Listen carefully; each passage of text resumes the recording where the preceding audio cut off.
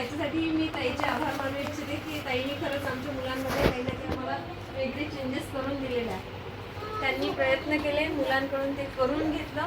जेवढा वेळ त्यांनी मागितला तेवढा आम्ही मुलांचा त्यांना दिलेला आहे आणि त्यांनी तेवढ्या वेळेत नवीन चेंजेस आमच्या मुलांमध्ये घडवून आणलेले आहेत. काय वाटतं तुम्हाला की व्हॅल्यू ॲड झालेली आहे मुलांच्या लाईफमध्ये? नक्कीच ॲड झालेली आहे ताई.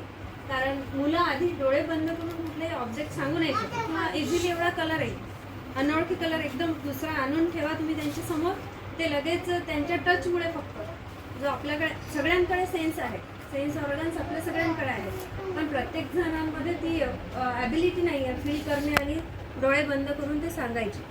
बट त्यांच्यामध्ये ती ॲबिलिटी आलेली आहे, क्रिएट झालेली आहे. ती क्रिएट करण्यास त्यांनी मदत केलेली आहे आणि खरोखर या क्लासचा मला तरी वाटते की पुढे भविष्यात त्यांना उपयोग होणारच आहे.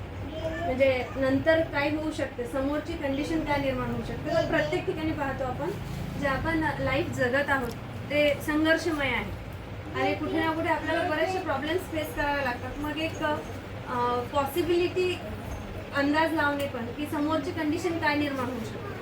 कारण आता तर जगात आपण परिस्थिती अशी निर्माण झालेली आहे की समोरची कंडिशन काय निर्माण होईल याचं गेसिंग आधी काढावं लागेल आपल्याला आणि त्यानुसार आपली आधीची हालचाल जी आहे ती ठरवावी लागेल.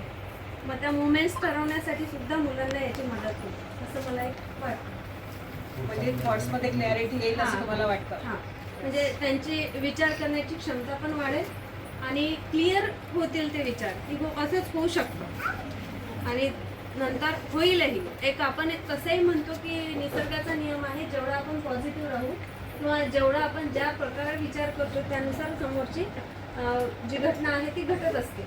आणि यांना जर आधीच त्याची थोडीफार कल्पना येत आहे तर त्यानुसार ते स्वतःला प्रिपेअर ठेवतील की समोर आपण काय करायला पाहिजे, समोर जर अशी परिस्थिती निर्माण होणार आहे तर त्यासाठी आपण काय प्रिपरेशन करायला पाहिजे आधीच. आणि खरंच याचा फायदा होईल. तुम्हाला जर पटत आहे किंवा तुम्हाला वाटत आहे की होईल फायदा तर नक्कीच तुम्ही तुमच्या मुलांना याचा फायदा करून घ्या. सध्या मोबाईल आणि टी व्हीच्या